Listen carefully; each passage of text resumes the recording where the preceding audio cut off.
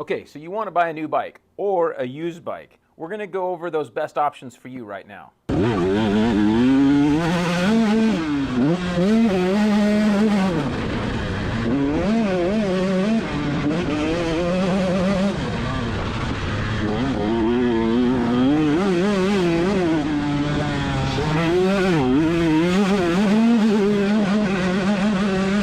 Okay, before we talk too much about all these new bikes, we are going to have a used bike video that helps you learn and pick out which used bike might be best and how to find the best deal on it. That video will be coming out very soon.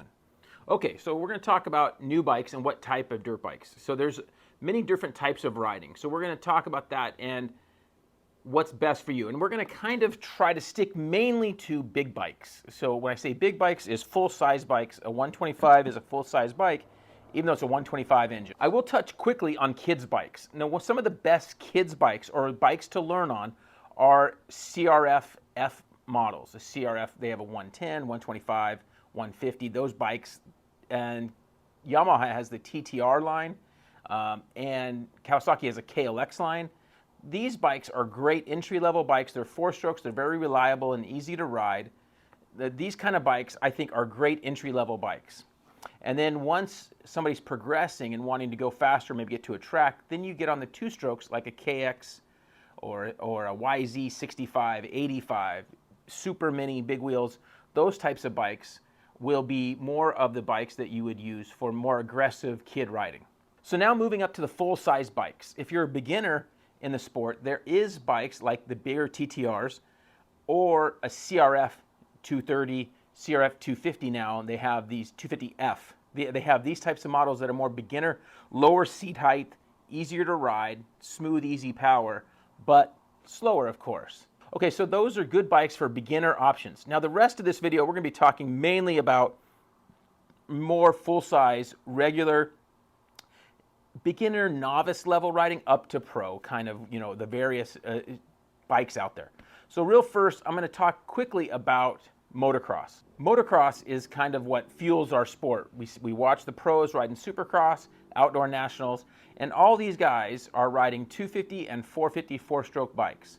And they're made by all the top manufacturers, Suzuki, Honda, Yamaha, Kawasaki, and then you got the KTM, Husky, Gas, those brands. There's 7 brands, main brands making motocross bikes. Those are the main companies making them. There are some other smaller companies making bikes, but those are the 4 main ones. Not all of them make 2-strokes still, only Yamaha and the Austria brands, really, right? So that's really the main 2-strokes that are left.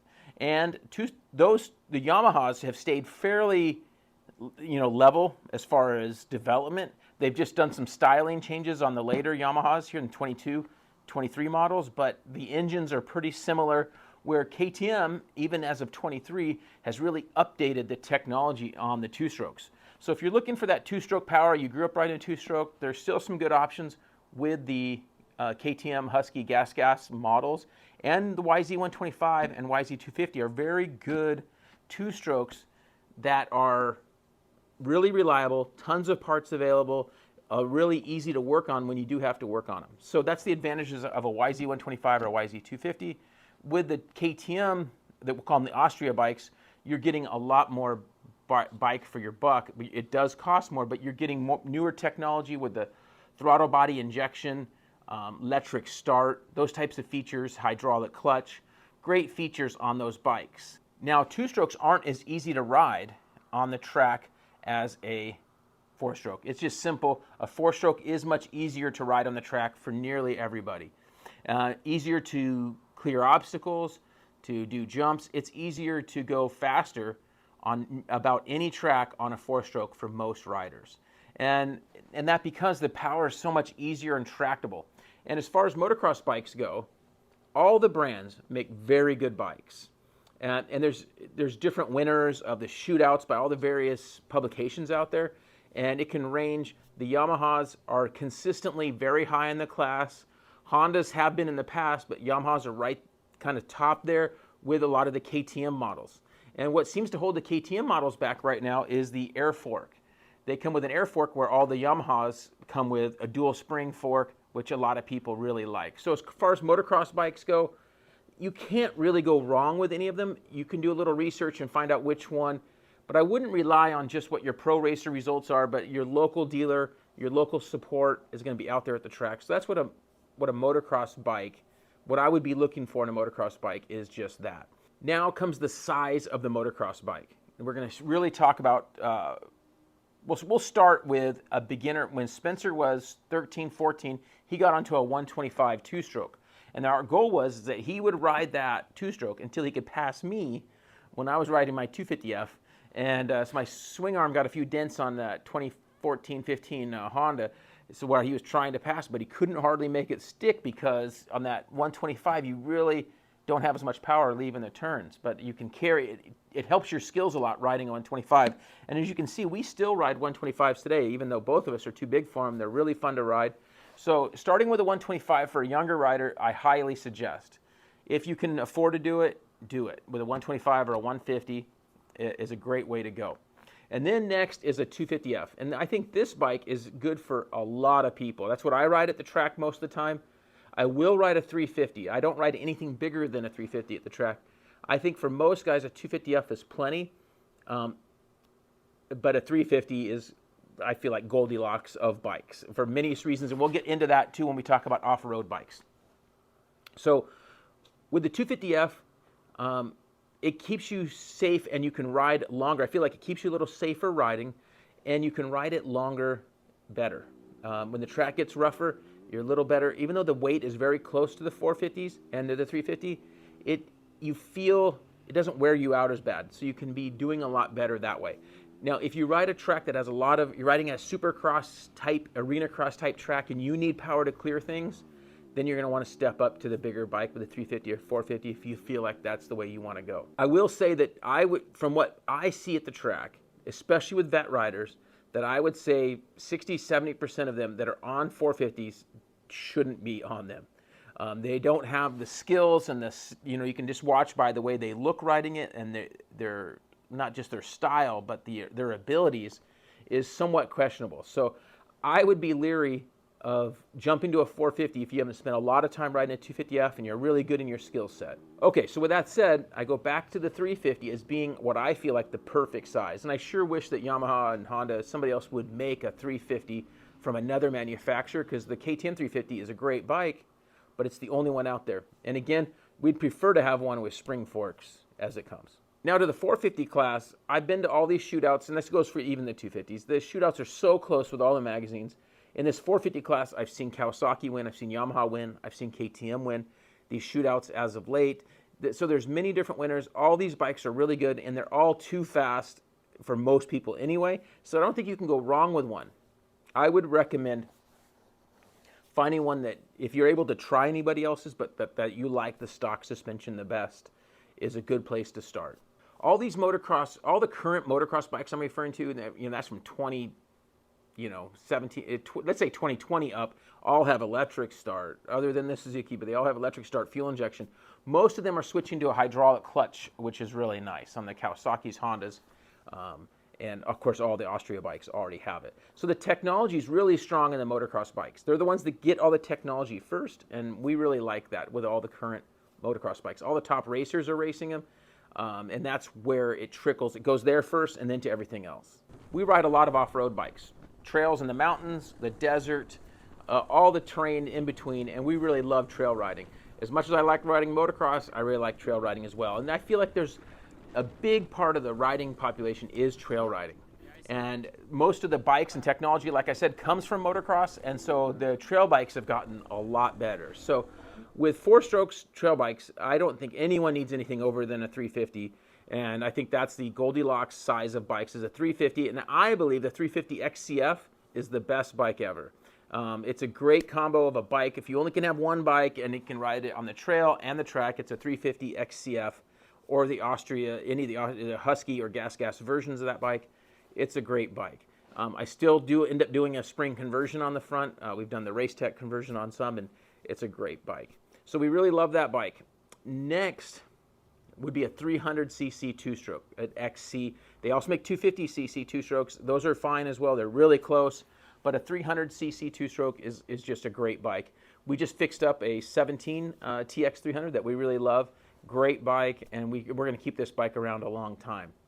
So these are good trail bikes, and that's the spectrum of the trail bikes that we like is a 300 two-stroke, 350 XCF. The problem we don't like with 250 four-strokes on the trail is you're just a little too heavy and a little too slow for the trail. They feel heavy and slow, and it's hard to pop over something and lift that front wheel right when you need it. So we're not big fans of 250 four-strokes on the trail. That would be the Honda RX or the Yamaha FX, even the KTM XCF 250s. We're not big fans of 250 four-strokes on the trail. If you're somebody's wanting less, I would say go with a 250 two-stroke or a 300 two-stroke to help get that for them. Okay, so a bike like a 125 two-stroke, yes, people trail ride these. People trail ride a KX450. It's just not ideal. I'm just letting you know what we feel is like the ideal bikes for trail riding are those bikes I just mentioned. You can ride a lot of bikes off-road, but there's better choices. And so we're going to go over those best choices. Also, there are companies out there, some other brands than the main ones, in the trail riding thing, like with Beta and Sherco. We've ridden a bunch of the Shercos in the last couple years, and those have been great bikes. There's plenty of good bikes there in that same CC thing with that 300 two-stroke, 350, 400 size, four-strokes. There's some great options there. Okay, so one of the big issues going forward, especially in areas like California, is you can't get green stickers for these current bikes to go ride on public lands. And so the way around this is having a dual sport. And the stock dual sports have gotten very good because they are based on those motocross bikes, like we said, and they have a really good platform. The Honda RXL, that bike is a really capable bike, and then all the Austria bikes, the 350 and 500 cc bikes from KTM and Husqvarna, and I think Gas will have some this year coming as well. All of these bikes are very capable, but they do cost, they're the 10 to 12 grand range for these new bikes. And one of the downsides is, if you want these bikes to perform on the level that they really should, you have to accept that they're coming corked up, and the ECU limitations that's the main thing that's locked that you cannot tweak with is the stock ECU. So you need to get a mapped ECU if you want to have this thing perform like you would, and you're going to take it in areas that you want to be able to have better performance. Or you get your engine builder to map you an ECU for that bike. So know that you're going to spend another $1,000 or so on an ECU for a dual sport to be able to even perform close. You can't go put on a slip-on muffler on it without making it run worse without doing the ECU first. We have a few dual sports, and I think the 450 or 500 cc four-strokes is the best for most people because it takes very little besides doing that ECU, and just opening up the exhaust is all you have to do to make those things run incredibly well. And Spencer and I agree that on 90%, let's say, of the trail riding we do, those EXCs will do everything we want to do just fine. And we run trimmed in tail sections from Takomoto, for instance, and we run all that stuff, and so that there's less chance of that stuff getting knocked off. But being street legal and being able to ride right from your house and to access all the trails that any legal Jeep can go on to get onto those types of roads and go search for some single track is really key and a great way that you're going to be able to continue to ride, especially in places like California. Okay, so hopefully that's a lot of information I've been babbling on about all these various bikes. One of the key things you can do if you have any questions is simply email me. If you email me your questions, but make sure you put some description of what type of terrain you're going to be riding, maybe your height, weight, your skill level, and what you're thinking about. I'll give you my input and write you back with what I think was a good way to go. And again, you can check out our used video if you're looking to save some money and you want to go used first. You can check out our used bike video, and that hopefully will help you out also in choosing the right bike for you. It can be a little tougher on the used side because you have to find what's available in your area. All right, so hopefully that helps you out. Hopefully we'll see you out at the track or trail soon. OnX Off-Road. Know where you're going with the #1 GPS app, accessing 500,000 miles of trails and roads, open dates, and public lands. Plan your routes before you head out with the new state-of-the-art Route Builder. The Elite version even shows landowners and property boundaries. Download the OnX Off-Road app today for a free 7-day trial. Also, to save 20%, use the discount code DBTV1.